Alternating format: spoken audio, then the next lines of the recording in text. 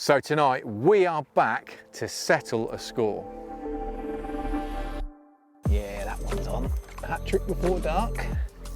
Ah, I pulled out of it. Felt it for a millisecond and pulled out of it. We're not getting much sleep, mate. We're really not getting much sleep. Yeah. Got away with it. Oh. That is on.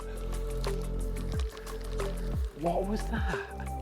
That was absolutely motoring.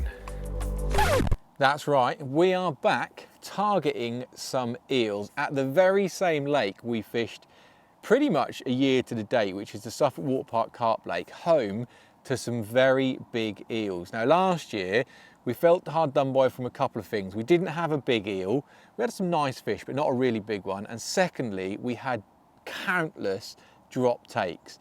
So I want to settle the score to see if there is a better way of catching eels. So this probably isn't going to be the conventional eel fishing video with all slack lines, everything like that. We're going to fish 3 different tactics to see if we can beat that conversion rate. A little bit of a learning curve. Hopefully you'll enjoy it as much as we do filming it as well. Now, everybody knows that with eel fishing, as it gets into dark and into darkness, it's going to be where the action happens. So I'm going to have a very slow sort of setup, and we'll get those rods perfect before it gets dark and that feeding time, when hopefully we are going to put things right.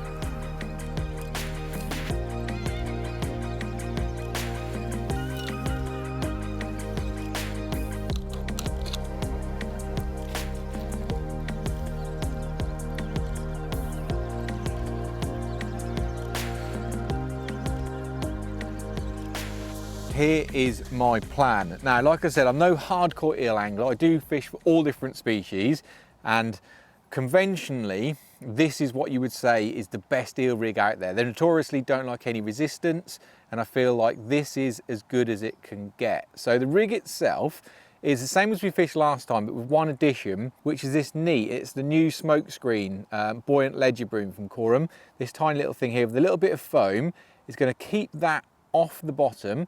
That means my line is going to run absolutely freely through there. And like I said, eels hate resistance. So technically, this should be the best rig. That then comes down onto a quick change swivel, so that can spin in there. Eels spin up your hook links, that's going to stop that. Onto an anti-tangle sleeve. And then I've got a coated braid hook link with a twig rig. Now, all of the rigs have got this twig rig on because I think it's the most important thing if you're trying to catch an eel. This stops them from taking the bait deep and you can't unhook them. So having this, so which is basically, this is a plastic tube in between 2 little float stops, and they take it, as soon as they feel that resistance, they don't go any further. So you're only going to deep hook them as far as your gap here is, which is going to be very, very easy for me to get out. So that may cost me a few hookups, and it's the only thing I'm not prepared to compromise on when I'm trying stuff, because I would still rather lose them or drop takes than I would deep hook one and cause it any damage. So that is something I'm not prepared to compromise on, is using that little twig rig on there. So that's on all of the rigs, and then I've got a size 4 super steel hook. So that's the first rig, and like I said, it probably is as good as an eel fishing rig can get. Now the second rig is the same principle, so we've just got the running rig on there, but we haven't got that ledger boom. What we've got is a bolt and run clip. So what I can actually do is pull this little lead into the recess in this little sleeve here, and now it doesn't run anywhere. So it's called the Coram bolt and run kit. You can either have it as free running, or you can snap it in like that, and now it doesn't go anywhere. So this is effectively going to be a bolt rig with exactly the same twig rig underneath it. So let's see if fishing a bolt rig makes a difference. And the reason I've gone for that is because I, and many other people I know, do have scenarios where you not foul hook them, you accidentally hook them carp fishing, and they just hook themselves and they're off. You get absolute screamers, and you're catching them on bolt rig carp effect. So I think maybe a bolt rig might work. I could be completely wrong. Then the other third rig is this one just here. Again, same principle, but probably never seen this with eel fishing. It's a Coram grub feeder, so this is basically just a little maggot feeder which I can open up and put some maggots in, and then I've got a short hook link again onto that little twig rig with a smaller hook and a little quick stop. But they're my 3 rigs. What one do you think will be the best for eels? I don't know, cast your votes now. Pause the video, put it in the comments and let me know what you think. But I'm convinced, having accidentally caught eels in the past, that either this one or the bolt rig might stop some of those drop takes. I might be completely wrong and I might be made to look silly, but they're the 3 rigs we're going to go for. So I've got 3 different baits on them, 3 different locations. I'm going to slowly get them out and we'll talk to you a bit more about that, what we do.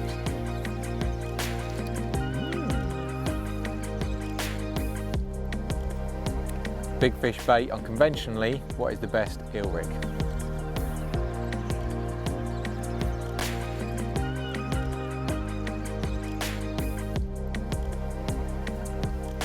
Worms on the second rod.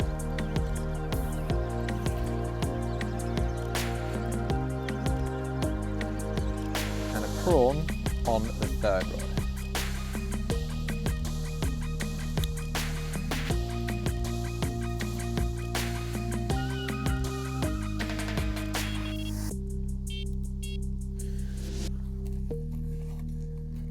So as the sun is setting behind me, those 3 rods are fishing. As you can see, I've sprayed them out and they're pointing at where they're fishing.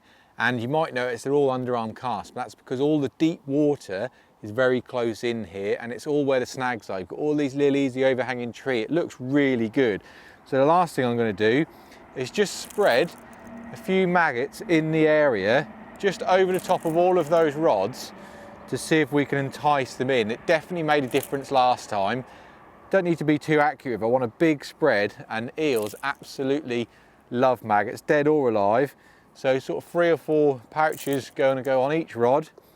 Hopefully get them in the area, perhaps get some little fish in there.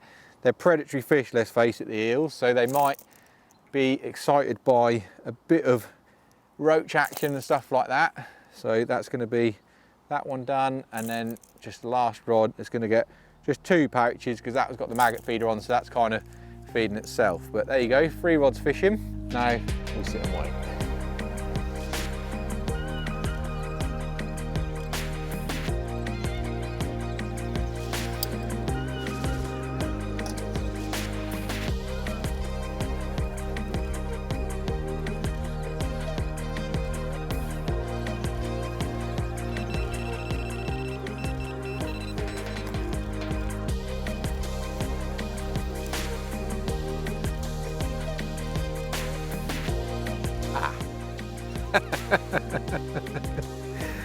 Oh, but that may answer our questions of what was doing that last time. Well, we were thinking there's no way it's not an eel. This little fella might have just given us the answer to what those bites were.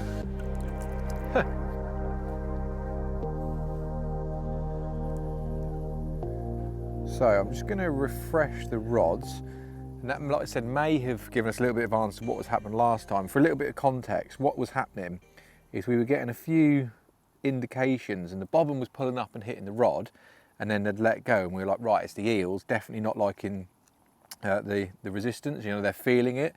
So what I decided to do is just open the bail arm, and then within a minute we've had a fish that is, well, you know, when you were looking at that line coming off the reel, you were not thinking that was a mini perch, you're thinking that was a definite eel, and it turned out to be a few ounces worth of perch. So that might have put to bed why we were getting some of those takes last time on this rig with the worms, but it definitely doesn't answer why the same thing was happening on the fish baits. So like I said, I'm going to refresh all 3 rods now. We are getting into absolutely perfect eel time now. Although last time was very busy, I wouldn't expect to have caught until sort of like now. Light's really going, and obviously throughout the night is absolute prime time. So there's a bunch of worms reloaded on that one. We'll do the others as well, and hopefully next time we'll see us find an eel.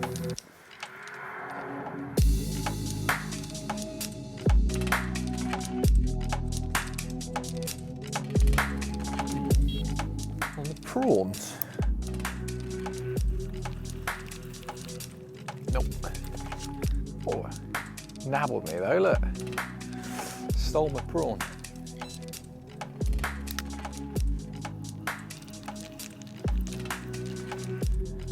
No. Oh dear, not again. Surely they can't do it to us again.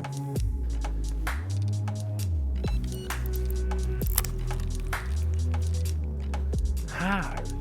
How do they get away with it? The bobbin is against the rod going, and he just, I don't know the answer.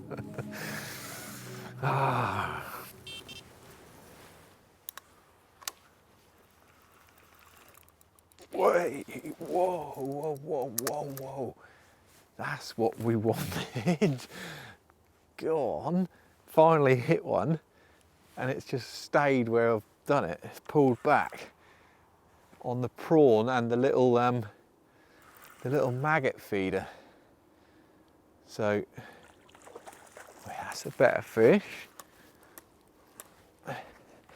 After another little barrage of missed bites on the worms, maybe the plan is to be a more selective bait and wait for a proper one, because this is definitely the biggest one we've had. Oh no, we've got a double take. It's all kicking off now.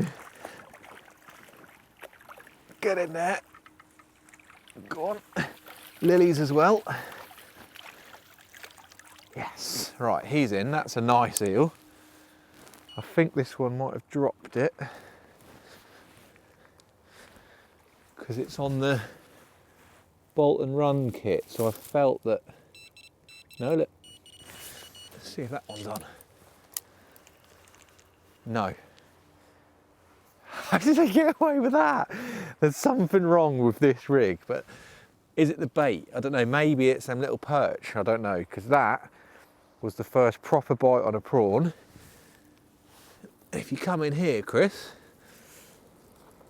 that is much better, isn't it? Right, just out of interest, I'm going to see how much this one weighs. It's definitely the biggest one we've had out of here. I'd love to catch a 4-pound eel. This isn't 4 pounds, but it's going to give me an indication of how big I'm expecting one to be. So let's just see what this one actually weighs.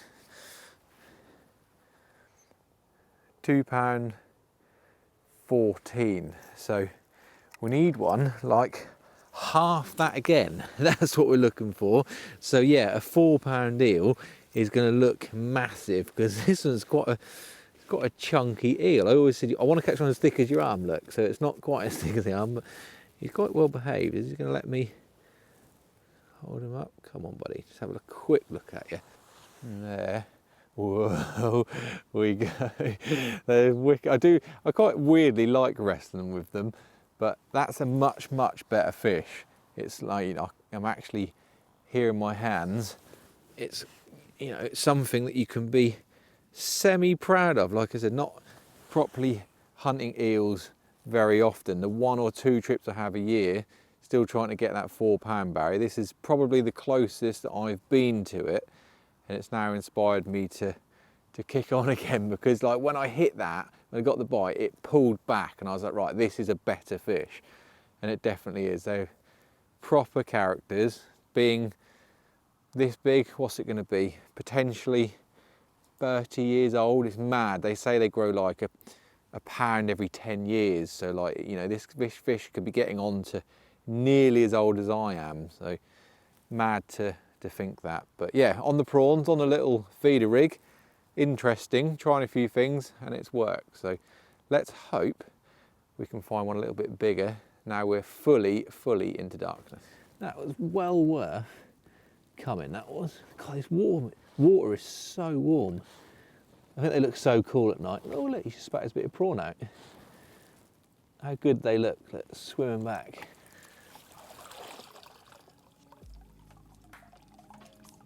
That's a cool sight. That is actually a genuinely cool sight. That makes me happy as an angler. That I don't know why. That just looks good.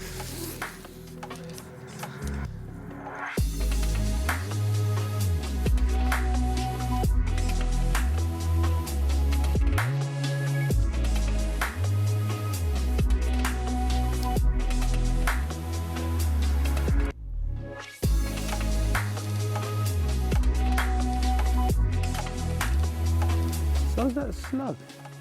That'd be a good bait.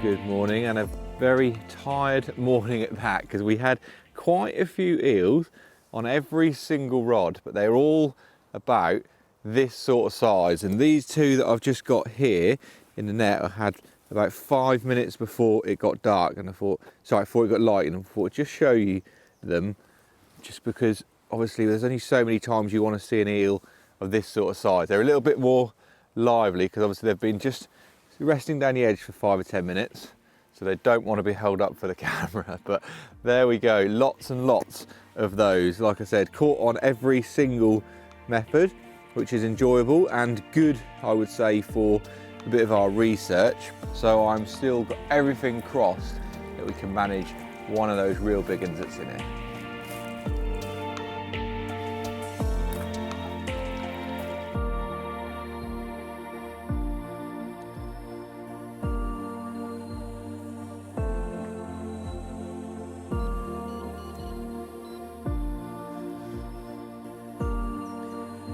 So I'm just going to refresh all 3 of these rods as a last little push before the light comes fully up. And yeah, like I said, we caught on every single rig. We did have to make adjustments, so the bolt rig effect that we said we were going to try just didn't work, didn't get a bite on it.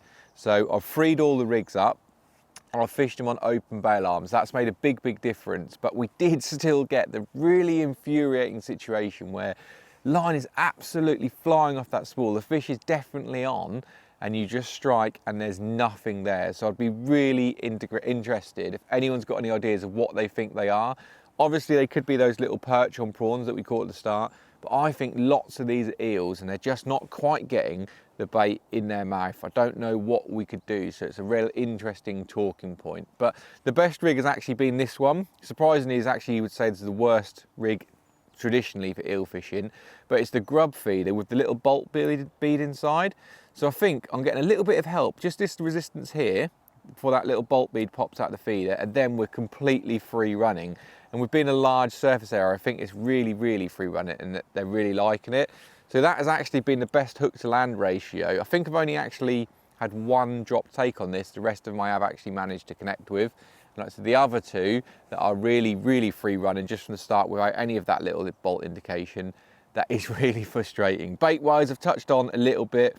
Worms gets the most bites, but there's lots more drop takes. I have got some sardines with me just because I couldn't get any roach. It's not pike fishing season, so in a tackle shop they had no roach. Tried a sardine, didn't catch. Again, let us know if you think that works. Is that a good eel bait or not? And then the best one has just been little sections of prawn. I'm probably connecting with 50% of the bites on prawns, so they are getting better hook to land ratio. So this is going to go back out there now, a little tiny section on there. I'm going to refresh them all, and come on, I know there's some big eels in here. Can we find one before we head off?